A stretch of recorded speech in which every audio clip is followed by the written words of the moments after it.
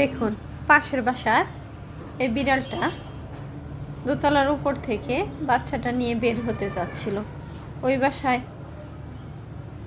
খুব কম মানুষ থাকে, মাঝে মাঝে থাকে মাঝে মাঝে থাকে না, কিন্তু উচিত ছিল বিড়ালটা বের করে দেওয়ার জন্য। কোথাও না কোথাও আশ্রয় নিতে পারতো। সে এখন বের হতে পারছে না, পাশের বাসায় আসার জন্য চেষ্টা করছে, কিন্তু বাচ্চারা ভয় পাচ্ছে বলে সেই জন্য আমার ভাগ্নি আর করেনি।